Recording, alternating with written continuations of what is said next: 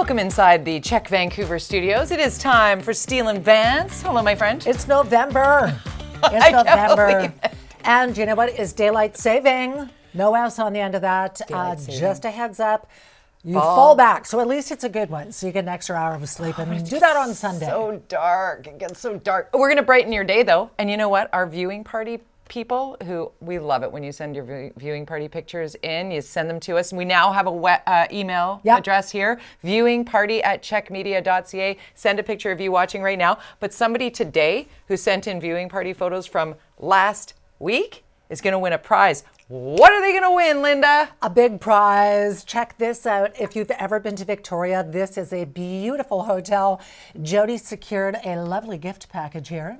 Fancy. The Inn at Laurel Point. It's one night stay between December 1st and the 30th, so you're going to get at it like straight away. A little Christmas getaway. Right? The Erickson Wing Studio with some of Victoria's best views, a tasty inn-made festive treat from the culinary team, bottle service of Mission Hill red or white wine. You'd love this. A little charcuterie and cheese. You got to have that. I mean. And complimentary parking, which, as you know, costs a fortune these days. So somebody is going to win that, so stay tuned right through the show. That'll be the happy ending. Happy ending. Wins that. Yeah. Should we talk about what's coming up on the show today? Yes. A lot of discussion in the last, year about shoplifting and the cost to BC stores. And so now there's a coalition of retailers saying, you know what, government, get your act together. We're talking about London Drugs and Lululemon and Save On Foods, and people saying there must be something done to stop it. Right. So checking the bag, checking the receipt. Do you bring in your own bag? What does that look like? How do you feel about having your bag checked? Does that maybe have some profiling involved? Is it where we just have to be? We're going to talk that all through coming up on the show. Also, we have to talk about what's going on with the Israel-Hamas war, because it is just boiling over, and the Middle East is just a powder keg right now. Yeah. And it's hard to know where this is all going, because a lot of people are thinking, is it going to World War III? So we are going to have an international law expert and human rights expert from the University of Fraser Valley. His name is Mark Kirsten. He is going to join us later in the show. Yeah, he's going to help just sort of talk us through, are we headed towards World War III? What are we looking at with regard to the horrifying disaster on top of disaster in the Israeli-Hamas war? We're also going to have some fun. A lot of fun, because you know the improv icon in Canada, Colin Mockery. He's teamed up with a master hypnotist named Asad Mekki. They've got a show called Hiprov, and it's coming to BC. Here's a taste. Hypnosis and improv. A very short taste. But the guys are going to join us later in the show. That's going to be tons of fun. We're going to talk through, has Linda ever been hypnotized, and what would that look like? Yeah. We'll get to it with those boys coming up later in the show. But first, we got to get to our hot headlines. Oh, the Trudeau government's in a whole pile of trouble over its sort of, I don't know, is it a flip-flop? It's an about-face. On the carbon tax? It's an admission. Came out today and said they're putting a 3-year pause on the carbon tax on home heating oil, which is largely used in Atlantic Canada, which happens to be where they are just dropping in the polls. And so the rest of Canada went, well, what about us? We should get a break too. And there's also talking about free heat pumps and what have you. Yeah. So then in BC, our premier came out and said, hey, you've got to actually make this apply and be fair to the whole country.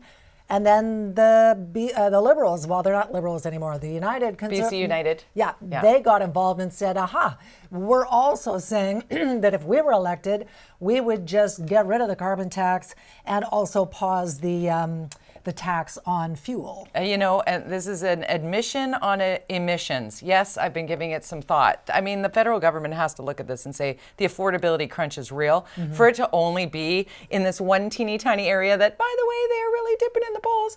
Come on. So Pierre Poilievre, the Conservative leader, on Monday is putting a vote on the floor. He wants this expanded to the whole country, to everybody, or wants to go to an election.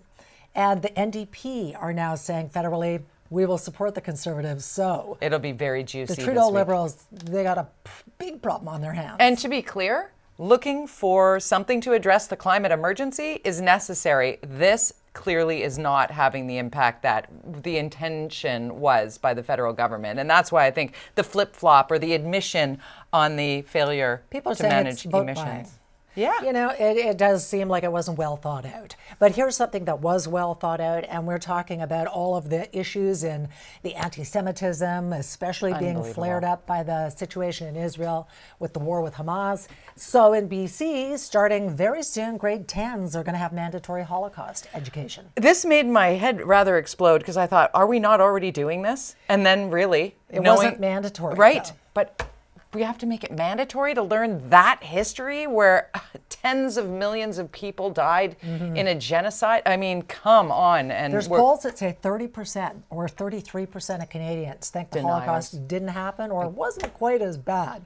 It's like, come on, that's just insane. I can't with those people. Sorry. Right. So also a lot of talk about the BC government's push to force Airbnb hosts to play by the rules. And they're saying, well, wait a minute, this is going to affect my ability to make $1 gazillion.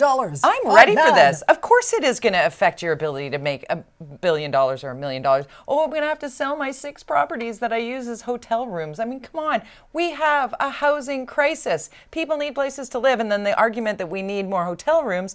Well, how about we need places for nurses to live and caregivers and teachers and the people that need to work close to the shift workers that are the life's blood of our society and community have no place to go. There are winners and losers. Let's give up the extra. This one, and I know, I get that people are mad. Another story that was really just Buffy St. Marie, the Canadian icon, all of a sudden exposed by the CBC potentially as a pretendian that she is not Indigenous and she's not even Canadian. And having been adopted by the Pipot Nation. In her 20s. Right. But that has to be acknowledged. But the watching of that, when we talked about it earlier in the week, I had not seen The Fifth Estate. Did you watch it? I did. Yeah. And you go in going, come on, and then you leave going, wow. There was a lot of things that didn't make sense. And in fact, now there is an Indigenous women's collective saying, well, we think you should take away Buffy St. Marie's Juno.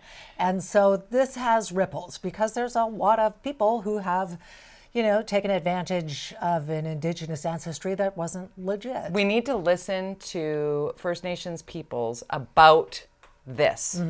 That's where I'm coming from. I'm going to be the humble learner and listen. Yep. And there are very differing opinions on this. Some are very angry. Some are apologizing for. Some are saying, tell your truth because the truth has a way of coming out. She did do great things for Indigenous people. Of course she did. It's just no question.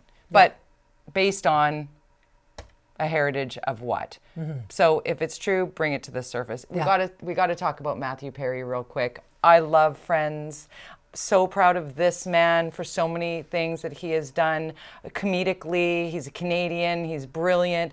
It was so tragic when he drowned in his hot tub over the weekend. People immediately said, "Oh, he's probably on fentanyl or something." Not the case. No drugs found on the scene, and certainly the autopsy that has to happen. The testing takes time, but he said he really wants to be known for helping people and writing his book and talking about addiction and struggling with addiction. He was in and out of rehab, 15 times? Yeah, he struggled mightily, so let him be at peace. His memoir is amazing. I've got it up on my shelf. I'm going to reread it on vacation, I think. Got to do it. All right.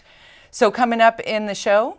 Yeah, we have a little twist and turn. We got some comedic genius. Yeah, we're going to have some fun with that. Hypnosis meets improv. And then it's going to be dark because also ahead, global conflict is leading to serious concerns about domestic terrorism, maybe even a third world war. Oh my God. An international war expert joins us next. We'll be looking forward to having Mark on. We also got to talk about our viewing party because as we said off the top, there's a prize at the end of the show for one of these people. And we got to say hi to Sandra and Brad and Sammy the Scarecrow. And also we have Anna and Gizmo. And one more, it's Kathy in Kelowna. Stay tuned, you guys, because at the end of the show, you might be winning that overnight stay fancy at the Inn at Laurel Point. You can send us your photos. What might you win next week? Viewing party at checkmedia.ca. We're back in a moment on Steel and Vance.